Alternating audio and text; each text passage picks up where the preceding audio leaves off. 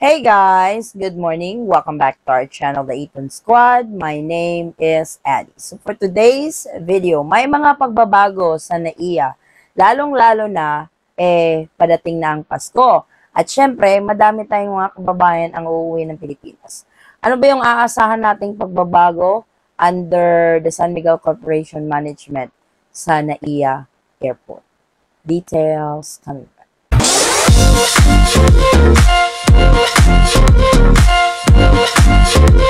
So, nag-update tayo during turnover ng NAIA Terminal sa Manila sa San Miguel Corporation. At ang San Miguel naman, puspusan ang improvement, renovation na ginagawa nila sa NAIA.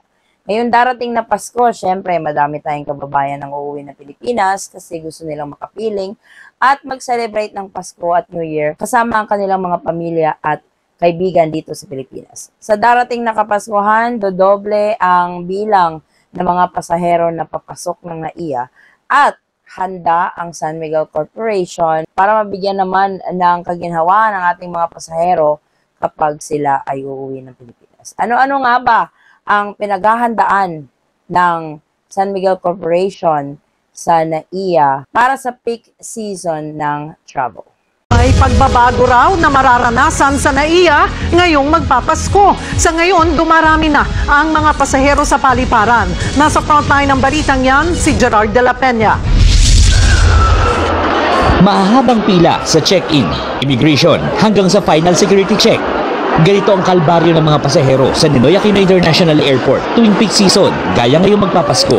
Sa pangkaraniwang araw, 120,000 ang pasahero sa NAIA. Pero umaabot na ito ngayon ng halos 150,000. Kaya si Rose na ihahatid ang asawang nagtatrabaho sa Singapore, nasa airport na, alas 2 pa lang ng hapon, kahit alas 8 pa ng gabi ang flight.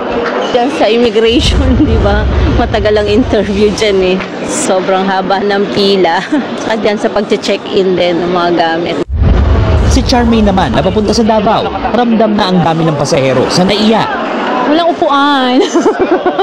Gaya nito, nag-aantay na naman kami nakatayo. Pagtitiyak ng New NAIA Infrastructure Corporation na may hawak ng operasyon ng NAIA, may mga mararamdamang pagbabago sa paliparan. Christmas season 2024 will be at least 50% improvement over last year customer experience. Kung dati ay 3 oras bago ang schedule ng flight pa pwede magbukas ang mga check-in counter, ngayon ay pwede na raw itong mas agahan pa ng mga airline. Magdadagdag din ng mga otoridad ng immigration counters at immigration officers. Kung hindi kayo makapagpakito ko wala nang magagawa. Kung kinakailangan dumating ang flight, masakit man, ay hindi na namin i-renew ang license nyo dahil ayaw kayong sumabay sa amin para mapaganda ang airport, gagawin namin ito. Ang Office of Transportation Security naman, ipinasa na sa NNIC ang deployment ng tauhan na mag-i-inspection sa mga bagahe. For the December holidays, asahan nyo, yung mga x-ray machines na yan, magiging operational yan. Nilalaparan na rin ang mga kalye sa paligid ng mga terminal para iwas traffic. Ito yung isang bahagi ng parking area dito sa may arrival area na NAIA Terminal 3. Ginagawa ito ngayon para maging bahagi na ng kalsada na magagamit ng mga sumusundo ng pasahero dito sa NAIA Terminal 3. Balak din kasi ng San Miguel Corporation na maglagay ng dagdag na exit mula doon sa NAIA Expressway papunta dito sa Terminal 3. Kaya kailangan talaga ng ganitong kalsada para sa inaasahang dagdag na bulto ng mga sasakyan. May point-to-point bus na rin mula NAIA papunta at pabalik ng Imus, Cavite. Pinag-aaralan ng iba pang pwedeng ruta para mabilis ang biyahe sa NAIA. So medyo good news ito sa ating mga kababayan. Alam niyo naman, during peak season, ang daming bumabiyahe at syempre, yung mga check-in counters, minsan hindi nag-o-open ng maaga, 3 hours before the flight. Saka pa lang sila tumatanggap ng mga pasahero. But this time, like they said, they're gonna be opening it a lot earlier. Mas makakatulong yun, mas madami ang makakapag-check-in early kasi yung ibang mga pasahero natin, yung mga ibang kabayan natin, natuto na. Nagiging mas maaga na sila sa airport para iwas abala, iwas traffic, iwas sa mahabang linya para kumuha ng boarding pass sa immigration.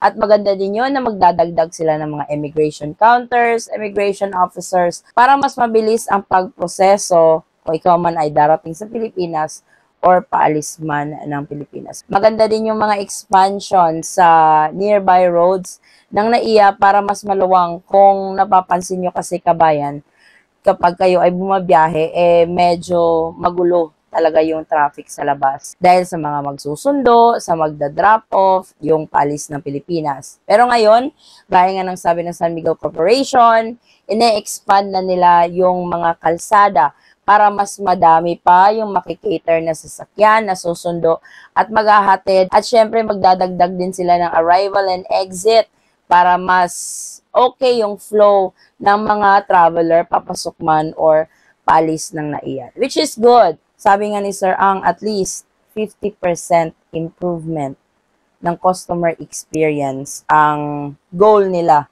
sa darating na Pasko. Kasi alam naman natin, dagsaan talaga yung mga biyahero niyan, international man or domestic.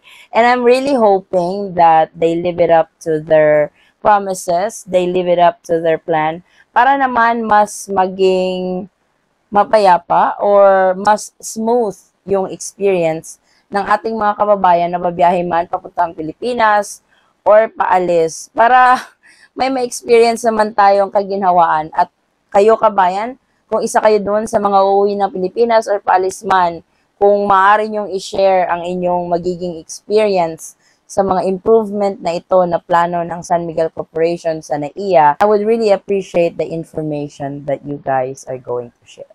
So, ano ang masasabi nyo sa mga planong ito ng San Miguel Corporation sa NAIA Airport sa Manila? Kasi ito talaga yung pinaka-sentro ng paliparan natin sa Pilipinas. Though we have Cebu, we have Clark, pero majority pa rin ng mga kababayan natin ay dumadating sa Manila. Kaya it needs improvement talaga at sana wala ng mga aberya, wala ng pagnanakaw. Hopefully, they will also eliminate that. Not just what's going to make the traveler's life easy, but also secure yung mga gamit nila. Kasi alam nyo naman, magpapasko, Diyos ko, sana hindi talamak yung mga pagnanakaw sa NAIA.